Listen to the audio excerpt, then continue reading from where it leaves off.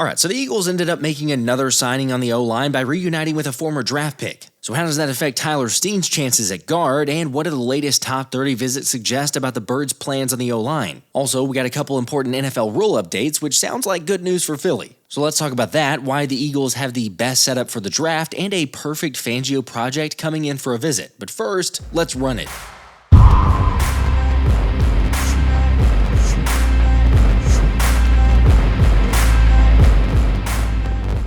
Okay, first, let's start out with an important announcement. Congrats to Chris Candle for winning the signed Brandon Graham jersey via the randomized spinner. But Chris, I need to hear from you. I haven't already.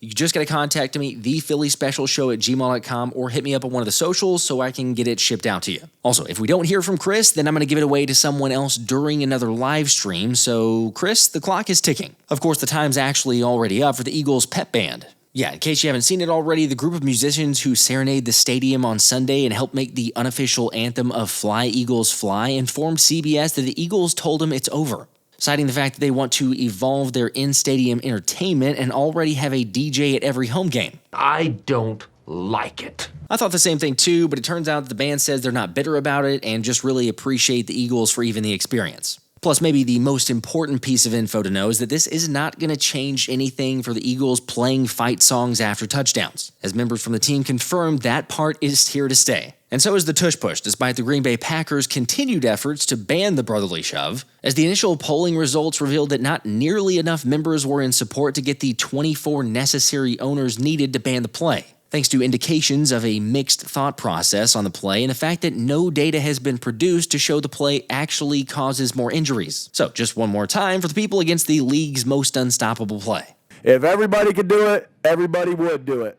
Alright, good news there. Seems like nothing is going to change. However, it does feel like the league is going to implement a new policy when it comes to the kickoff rule, with Kevin Seifert reporting that the NFL projects its kickoff rate will rise to about 60 to 70% if owners approve a rule change that places touchbacks at the 35-yard line. Remember, currently a touchback results in the ball being placed at the 30-yard line, and technically even that change had an outcome the league was looking for since return rates went from 22% to about 33% based on the new rules. However, with the goal for the league being player safety and wanting to move the position, who am I kidding? There's no player safety involved with this. This is just about entertainment. They're trying to make as much money as possible. Yes, get more kick returns, and they want twice as much as what they already had, so this is almost a guarantee that it's going to happen. Now, I will say, personally, I'm fine with it, just as long as they'll please take a look at the onside kick rule and figure out a way to not force a team to telegraph or announce they're doing it. I mean, the element of surprise has been completely taken out of the game. Granted, it's not like Phillies needed to use the onside kick much, but I still think it's a bad look for the league. Also, going back to the new kickoff rule real quick, I will say that this is why I like the signing. I even said it's an underrated move to get Avery Williams as a full-time kick returner for the Eagles. Remember, this dude is a former 5th-round pick with the Atlanta Falcons and definitely has a lot to like when it comes to returns. Heck, at 5'8", 187, he ran a 4.4 140, showcasing short area burst and elusiveness. And he also led the NFL in punt returns in 2022 at 16.2 yards per return. Yet the most important facet is that in 17 games last year, he averaged 27.2 yards per kickoff return and has experience of big returns. I'm just saying, all things considered, I think this ends up being a very underrated move. Something that I do not expect to say about the Giants signing Russell Wilson. And neither would Vegas, quite honestly, since after the news of New York taking a shot on the Pittsburgh and Denver's failed gamble, the win total projection of 3.5 for the 2025 season didn't move at all. Which, there's so many issues for the G-Men, but I don't know what they're doing.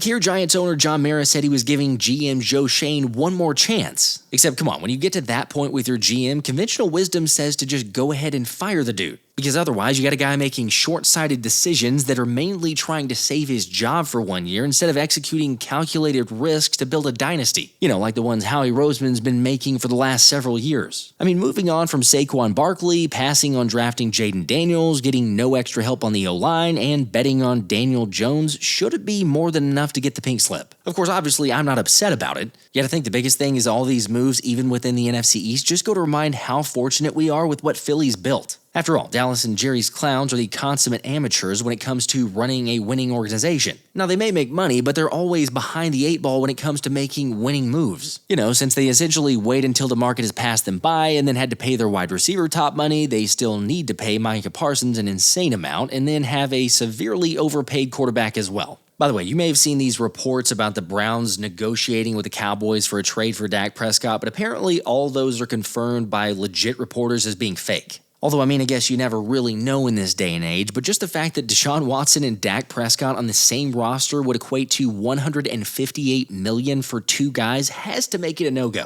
Like, if Myles Garrett thought it was bad before, then just wait. Still, I can't entirely fault Garrett for getting the bag, yet as we know, some people are just built different. I think money is nice, championships are better. Now that Jalen Hurts has that first championship, all the haters and people in denial just look silly. Like, say what you will about regular season stats or games where he didn't have his best, but when the lights are brightest, QB1 brings it. Seriously, we're talking about a guy who has two of the best performances in Super Bowl history over the last 25 years. And although Hurts continues to surprise some, he definitely didn't surprise Vic Fangio, as the Eagles defensive coordinator reminded earlier this year that Jalen has no weaknesses and that he told Howie back in 2021 that he had his QB. Which, if a guy with that type of track record and the history of Vic Fangio is saying that, then there's really not much else you can say. It's just odd because despite so many national pundits throwing hate at Breed of One, you got tons of players who speak up for Jalen's play style and ability in moments that matter the most. Yet for some reason, Hurts has one of the biggest love-hate relationships out there. Of course, on this channel, we've been supporting QB1 since the beginning, and I'm going to be giving away some of these Love Hurts hoodies on an upcoming live stream, so just make sure to hit the like button, subscribe to the channel if you haven't already, and you'll get a chance to win one of these. Look, as great as the play and ability and everything else there is, it's honestly the mental side that I think is the most important and most overlooked. Because that's ultimately where Jalen wins. His drive and work ethic along with the inner belief is one of the best in the game.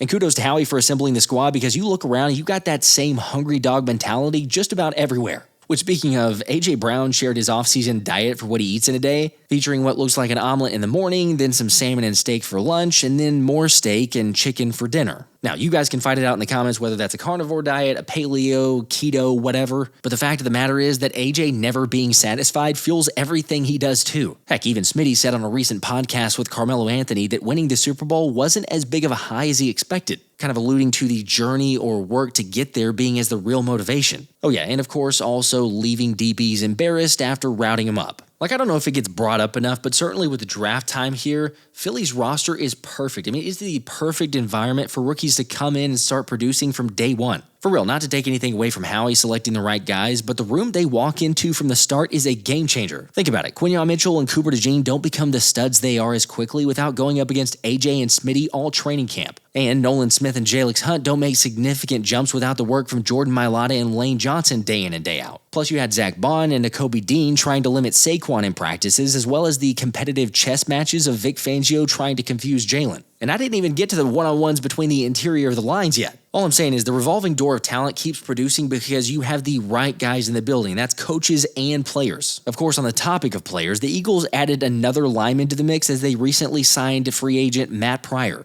And yeah, that name probably sounds familiar since he was a 6th-round pick by Philly back in 2018, where he ended up making 10 starts in 27 games with the Birds before getting traded to the Indianapolis Colts. Now, I wouldn't say Pryor's a likely candidate to win any kind of starting job, but with the question of who can fill in at either guard position, assuming Tyler Steen ends up locking up the starter spot, it's never a bad thing to have a guy who's made 40 starts in his career. Plus, he technically graded out as the 21st best guard out of 79 last season. Still, I'd venture to guess this is a similar move to the Kendall Lamb type signing where it is basically shore up the roster, make sure you don't have major holes, and then allow yourself to take the best player available in the draft. And who knows, that could end up being Ohio State's Donovan Jackson, since the Eagles are bringing in the versatile O-lineman in for a top 30 visit soon. Now, even though I doubt Pryor could give Steen a run for his money, Jackson certainly could. Because this is a guy who's 6'4", 315 pounds, and has one of the highest athletic profiles in the class. Granted, Jackson spent the majority of snaps at left tackle last season, but that was only because of an injury to Josh Simmons. Otherwise, you'd be looking at numbers for a guy playing strictly left guard for 3 straight seasons. And I'm just going to tell you, the 22-year-old is pretty much your prototypical guard. Like, he's got really good power, leg drive, and fluidity to stretch blocks and pulls. Plus, when it comes to being physical with block finishes, he absolutely does that. Of course, when it comes to his weaknesses, a couple scouts say he can get caught off guard by stunts, and his fundamental technique can lead to issues at times. However, it's like I say this almost every time. Give Stoutland one of the most athletic dudes in the draft, even if he has fundamental issues, and Stout can absolutely fix that. By the way, Jackson is one of those that's a little bit hard to judge or read where he's going to fall. Some people have said second round. Daniel Jeremiah has him as number 32 on his board, so maybe first round,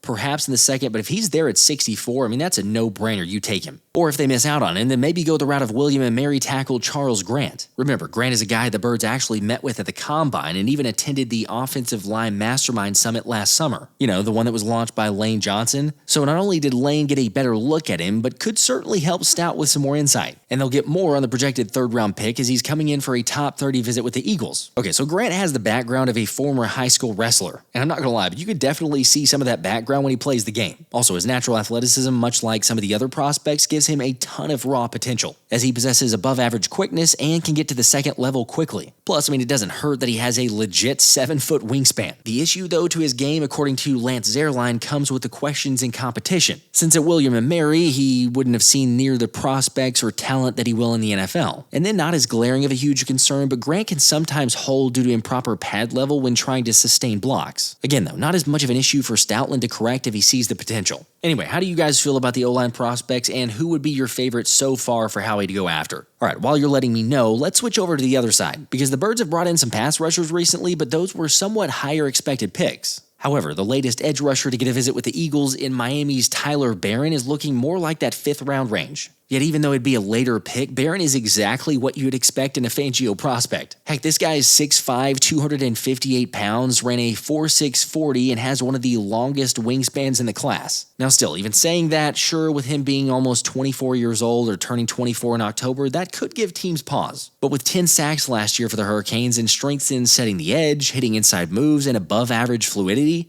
Barron's a name to keep an eye on. Of course, when it comes to weaknesses, multiple scouts say he can take excessive chances and lacks creativity in his rushes that doesn't force the hand of pass blockers. And also, he's had some issues with not firing off quick enough and transitioning from speed to power. But you know, again, we're talking about a projected 5th round pick, so there's going to be some more noticeable weaknesses. Regardless, like I say, the makeup feels like a Fangio project, so it's no surprise the Eagles are bringing him in for a visit. Anyway, those are the latest visits as we're now to 11 of the top 30 visits so far. By the way, I got a link in the description if you want to go check it out, so keep it up there, and more draft talk soon. Till next time, this has been the Philly Special.